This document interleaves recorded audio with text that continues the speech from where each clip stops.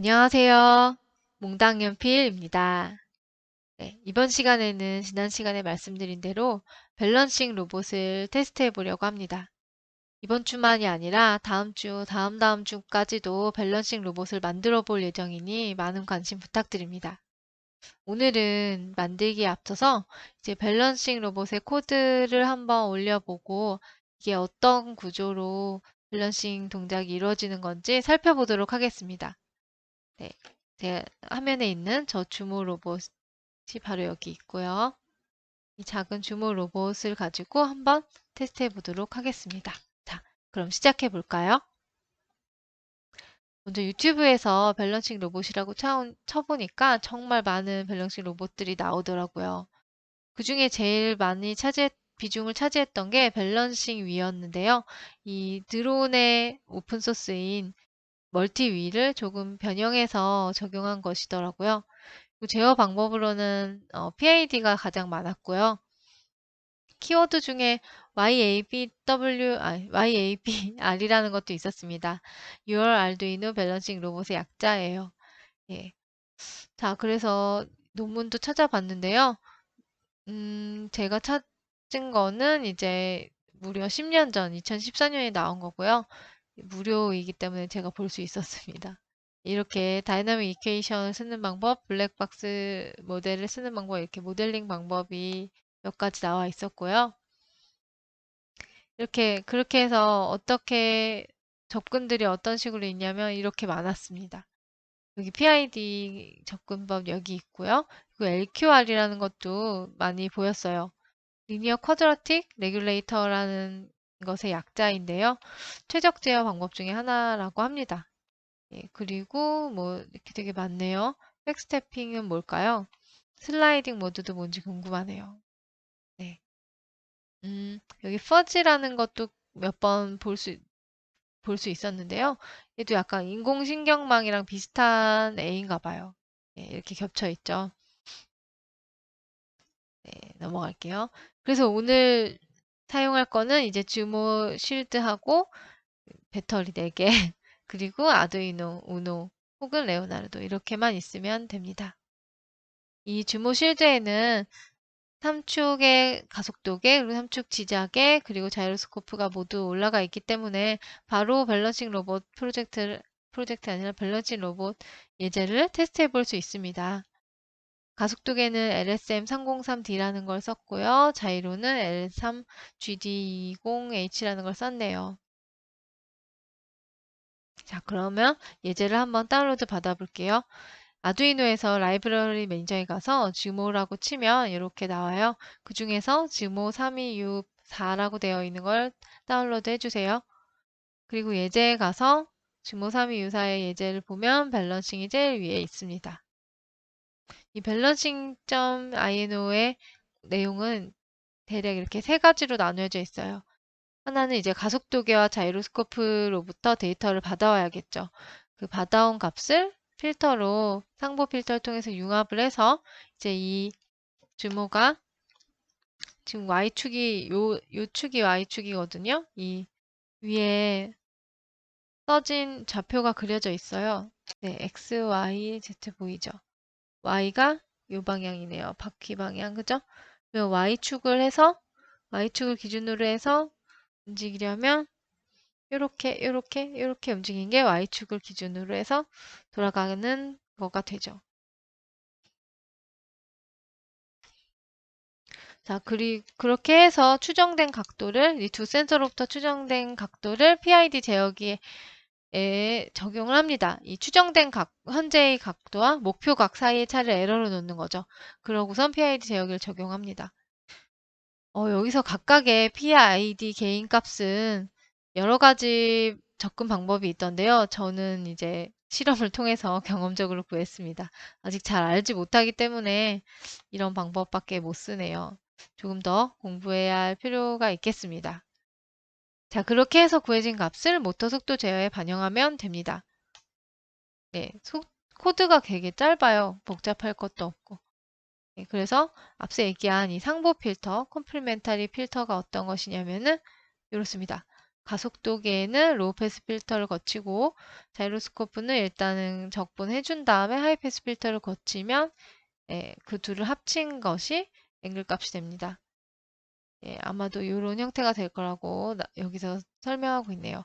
이 자료도 되게 괜찮아서 제가 가져왔는데요. 이렇게 주소가 이렇게 됩니다.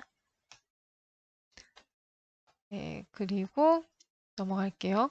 그래서 코드를 한번 볼게요. 먼저 원래 코드를 보시면은 제가 조금 고쳤어요. 일단 이 코드는 제가 갖고 있는 아두이노 쉴드하고를 기준으로 한 게 아니라 아까 라이브러리 다운받았던 주모 32U4를 기준으로 한 거거든요. 그래서 이 부분이 다 32U 이런 식으로 돼 있어요. 뭐 32U 뭐 이런 식으로 되어 있기 때문에 요걸 빼줘야 합니다. 주모 32U4. 그래야만 그냥 아두이노 쉴드 1.2 버전에서 쓸 수가 있어요. 아무튼 조금만 고치면 되니까 여기 변수 두 개가 있는데요. 앵글이 이제 자이로스코프를 통해서 추정한 각도 그리고 나중에 최종적으로 반영되는 각도 값이에요. 그리고 A 앵글이라는 건 가속도계를 통해서 얻은 각도 값입니다. 그래서 IMU를 초기화하고 여기 Configure Full Balancing을 통해서 이제 그 가속도계의 세팅을 해주죠. 가속도계와 자이로스코프에 그 부분을 어디 있냐면은 주모 IMU 여기 보면은 여기 있습니다. Configure for Balancing 보면은 전 여기 요 값을 스케일 값을 플러스 마이너스 8에 해당하는 값을 했어요. 여기요. 8G에 해당하도록 했습니다. 이 부분을 잘 알아야만 나중에 다시 곱할 수가 있어요.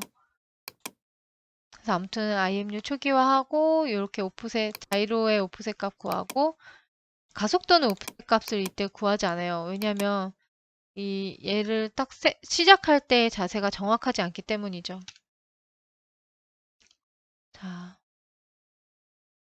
이렇게 하고 이제 여기서 한번 해주는데 루프로 가서 볼게요. 업데이트 앵글 자이로라는 걸 한번 해주고 그 다음에 시간을 측정을 해가지고 20ms 간격이 될 때마다 커렉트 앵글 엑셀이라는 걸 해주고 셋 모터스 해주면 끝입니다. 간단하죠?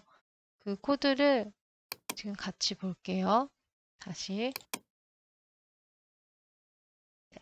이렇게 아까 업데이트 앵글 자이로와 커렉트 앵글 엑셀만 가져온 것이고요.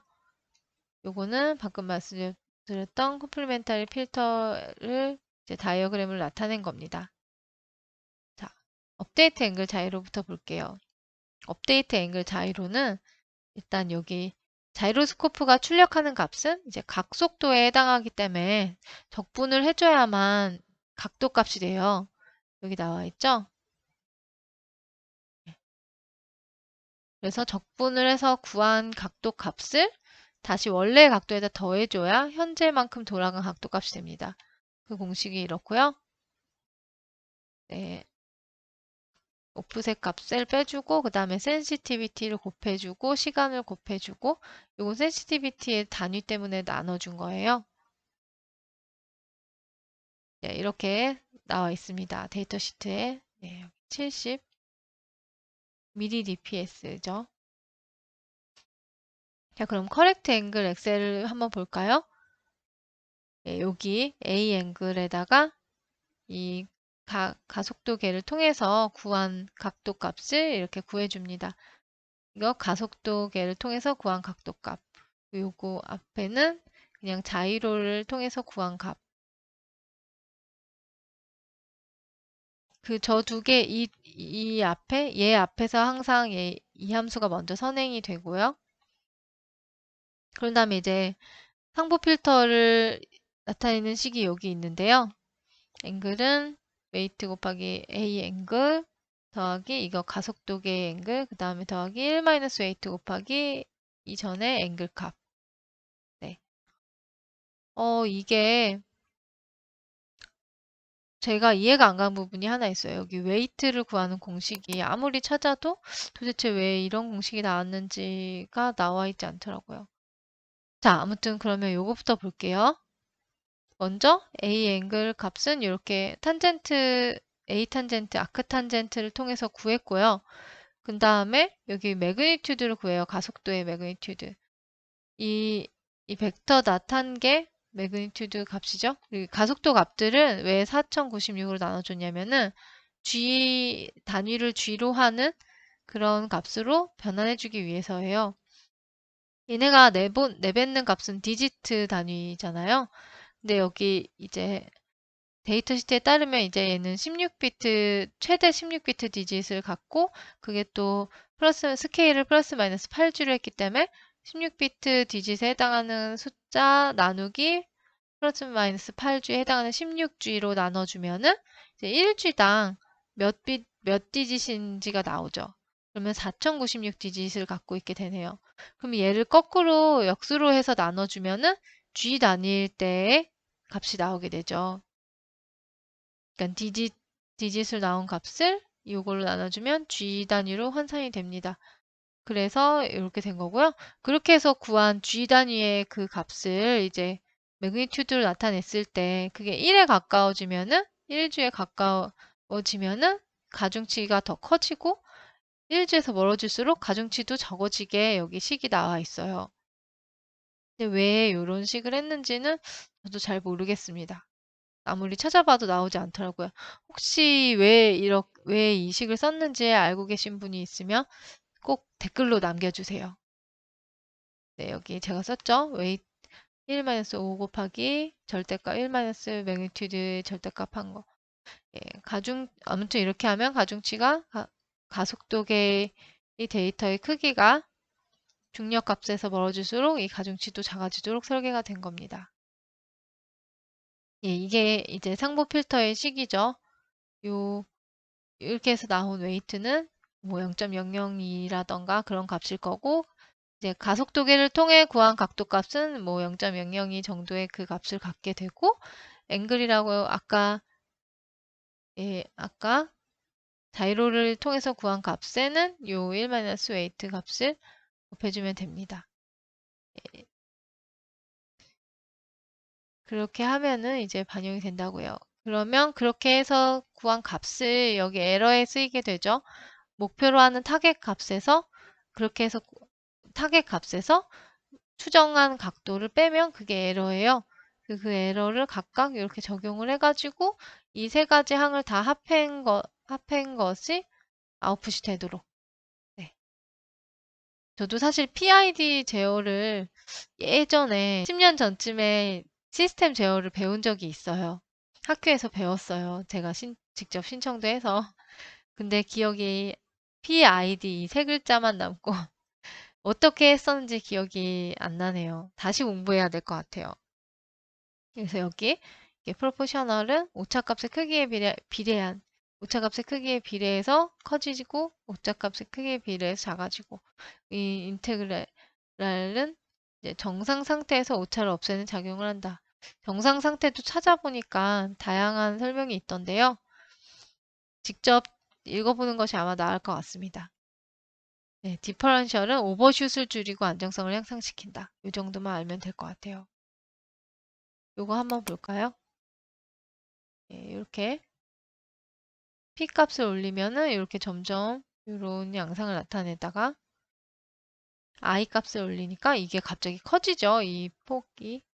그런 다음에 D 값을 올렸더니 이렇게 안정화되었습니다. 네, 여기 오버슛을 줄이고 안정성을 향상시킨다.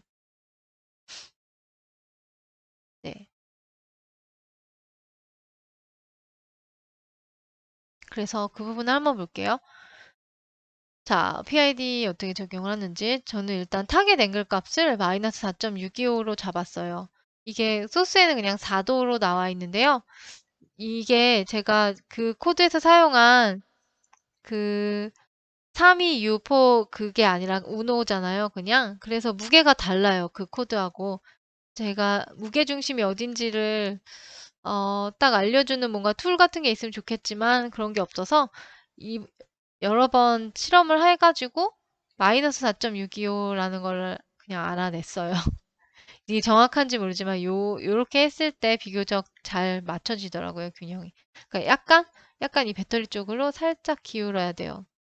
네, 4도, 4.625도 정도 살짝 기울어져야만 이제 그 정도를 타겟으로 했을 때에 잘 잡더라고요.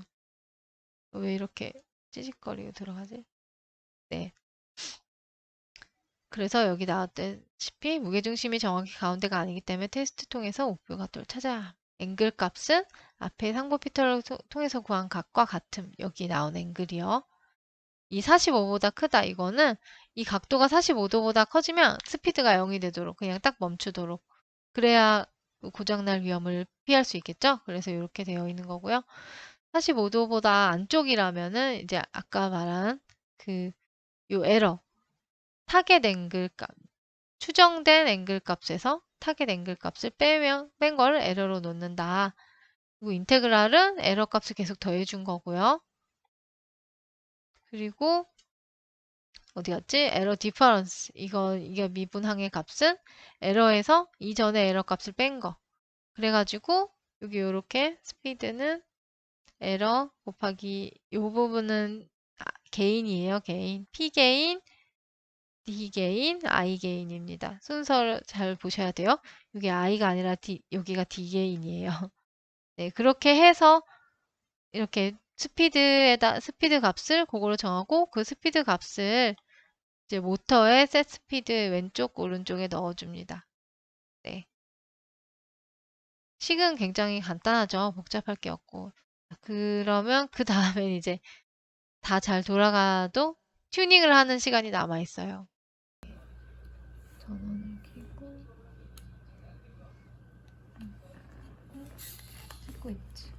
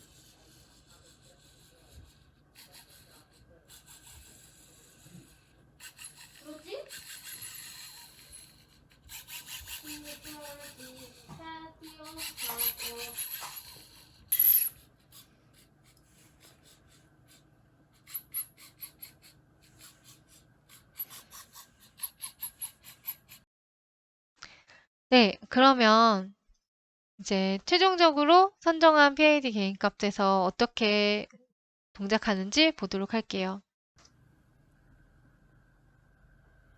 저게 최적인지는 모르겠지만은 비교적 가장 안정적으로 동작했을 때의 개인 값입니다. 예, 요즘이 한절기라 저희 집에 개털이 굉장히 많아요. 강아지 키우고 있거든요. 청소를 하루에 2번씩 청소기를 돌려도 상태가 저렇습니다. 네, 이렇게 밀어도 안 넘어지고 비교적 잘 동작을 하는 것 같죠? 아이쿠, 네, 여기까지입니다. 네, 어떤가요? 오늘 제가 준비한 내용은 재미있으셨나요? 밸런싱 로봇은 예전부터 해보고 싶었는데 하지 못했던 것이고요. 이제 한번 해보려고 합니다. 네, 잘 지켜봐 주세요. 자, 그럼 여기까지 시청해주신 여러분께 정말 감사드리고요. 저는 다음 주에 스텝 모터를 가지고 찾아뵙도록 하겠습니다. 네, 그럼 감사합니다. 안녕히 계세요.